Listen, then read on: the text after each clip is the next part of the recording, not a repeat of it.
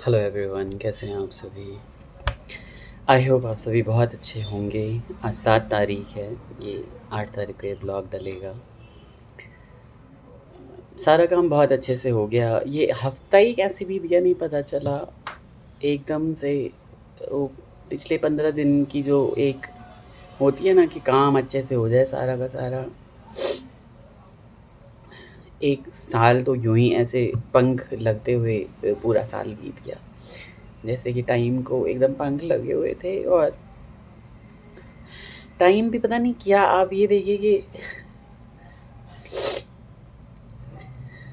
Mummy को जाना था और ऐसा हमें तो लगा ही नहीं था कि इस तरह से कुछ हो जाएगा। रिकवर कर रही थी मम्मी और ठीक थी, बिल्कुल एकदम सही थी।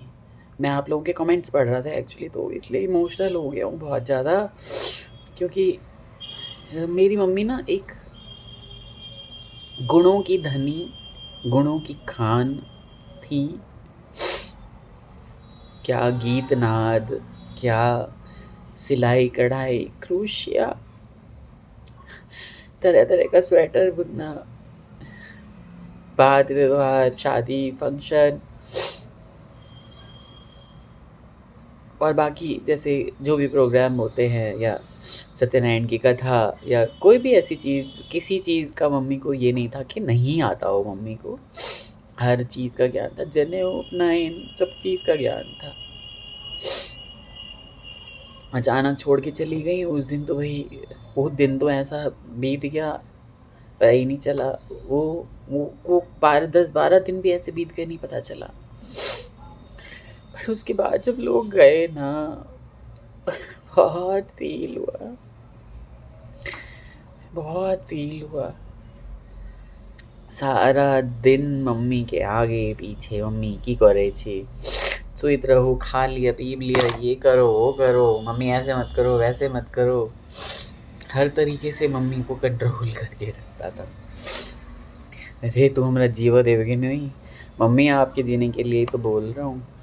तो इस तरीके से बातें होती थी। फिर कोई बात ऐसी हो जाती थी, ऐसे करोगे, मेरे को तो अभी तक मम्मी थप्पड़ लगा देती थी।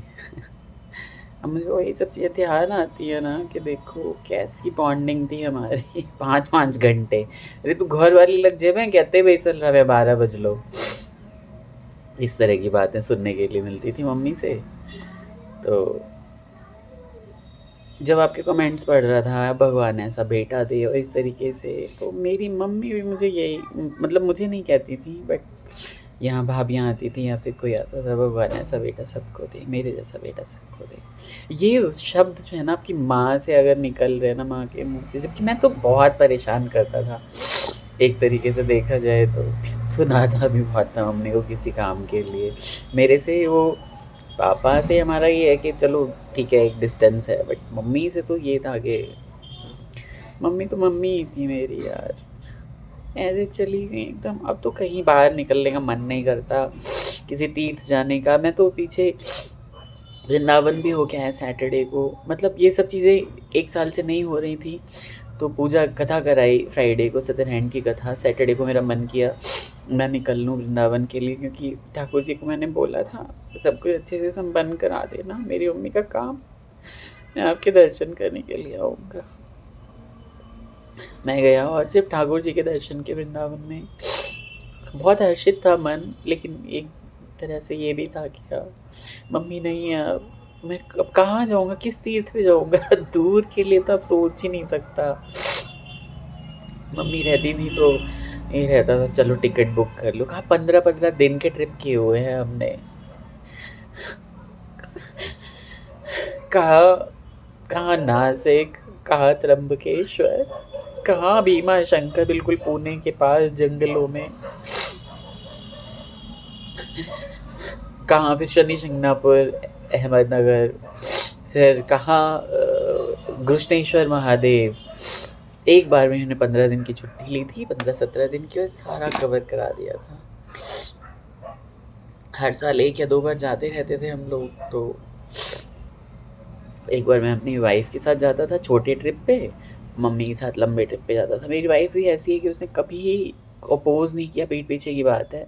किसी तरीके से ये नहीं बोला कि हाँ मतलब मेरे को नहीं ले जाते या इस तरीके से। हाँ, मम्मी को घुमा दो, उनके दिन हैं अभी, हम तो घूमते रहेंगे, हमारा तो टाइम आएगा ही आएगा। इस तरीके से गृष्णेश्वर और उसके बाद फिर नांदेड़, सचखंड साहिब, कहाँ-कहाँ हम 15 दिन में चले गए थे। और मम्मी हमेशा ये मेरी ठुड्डी पकड़ के ऐसे करती थी, "वे बेटा कितनी सुंदर घुमा देना तू।" स्नान कराया मैंने उन्हें नासिक के कुंड में, उसके बाद फिर हाँ, कुंभ चल रहा था तब गए थे हम। अ, तो गोदावरी में स्नान कराया, पंचवटी वगैरह घूमे। फिर कहाँ-कहाँ हर जगह स्टे का इंतज़ाम करना, खाने-पीने का। मेरी मम्मी को थोड़ा खाना पसंद था, ज़्यादा खाना नहीं अच्छा लगता था। उस हिसाब से चीज़ें करना। जब एक बार हम उज्जैन गए थे तो मेरे को बोला मुझे छोले-भटूरे खाने का मन है, और उधर की तरफ ना उज्जैन, इंदौर की तरफ थोड़ा मीठा-मीठा सही रहता है खाना। जैसे आप अगर अगर आप जैसे पोहा वगैरह भी लेते हो तो बहुत टेस्टी, मुझे तो बहुत टेस्टी लगता है, बट मेरी मम्मी मुझे छोले भटूरे खाने। उज्जैन बहुत अच्छा शहर है। हमने भस्म आरती देखी थी साथ में भस्म आरती देखी थी। उसके बाद फिर सारा दिन घूमते रहे थे। रात को कहती है मुझे छोले भटूरे खाने का मन है। मैंने ज़िंदगी में कभी इतने महंगे छोले भटूरे नहीं खाए। 200 रुपये प्लेट किसी होटल पे। हमने 2 प्लेट लिए। मैंने कहा मम्मी पापा आप खाओ, मैं तो बाहर से ही ना कुछ, मेरी आदत है, मैं स्ट्रीट फूड्स वगैरह ट्राई करता हूँ जहाँ भी जाता हूँ लोकल।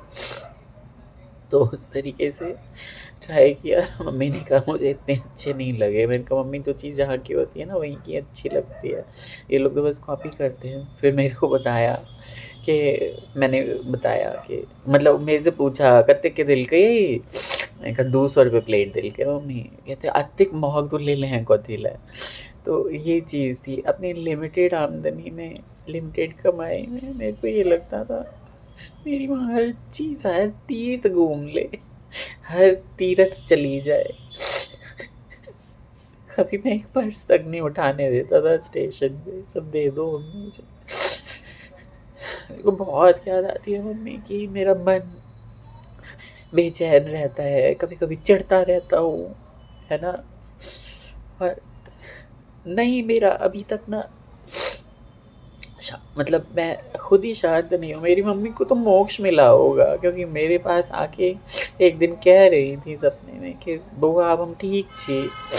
और एक दिन पता नहीं ऐसा सपना आया मुझे कि एक झोपड़ी है, उसके अंदर कुछ बन रहा है चूल्हे पे, और वो बाहर बैठी हुई है, बिल्कुल मेहनत लग रही थी, और पीछे से ना एकदम दिव्य प्रकाश आ रहा था। पता नहीं कैसा प्रकाश, वो एकदम सैफरन कलर का।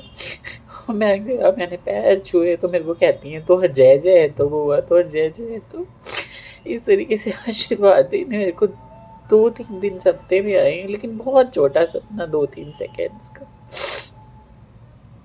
बट मैं बहुत मिस करता हूँ। आप लोग कमेंट्स करते, मैं सारे पढ़ता हूँ, मुझे माफ़ करिएगा। मैं रिप्लाई नहीं कर पाता, थोड़ा ऑफिस में भी, घर में भी, आपको सब पता ही है। वहाँ पे भी मुझे रहना पड़ता है, घर में भी 2-4 चीज़ें देखनी ही पड़ती है।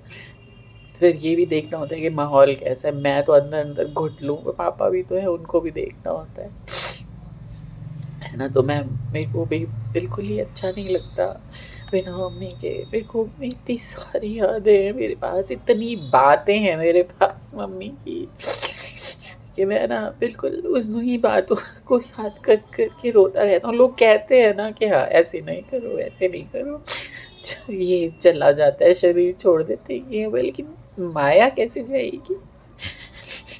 माया नहीं जाती है। तो माया पता नहीं कब जाएगी मेरी, धीरे-धीरे समय के साथ जाएगी। तो बस आप लोग भी प्रे करो मुझे थोड़ा-सा ना, थोड़ा-सा मुझे शांति मिले, थोड़ा-सा इन चीज़ों को भूलने की कोशिश करूँ। माँ तो कभी नहीं भूली जा सकती। लिमिटेड रिसोर्सेज मेरे माँ बाप के पास भी थे, उन्होंने मुझे कभी अपने से अलग नहीं रखा, गाँव वाँव नहीं भेजा। कि भैया राशन के पैसे बच जाए। आज तो बहुत ही मन डूबा हुआ है सुबह से। मैं इससे आगे क्या ही बोलूँ आपको। प्लीज़ प्लीज़ हमारे चैनल को लाइक करिएगा ज़रूर और मेरे लिए प्रे करिएगा। अपना सभी ख्याल रखिए। परसों राखी है, अच्छे से मनाइए सभी रक्षाबंधन। हमारा तो फीका फीका ही रहेगा इस बार भी।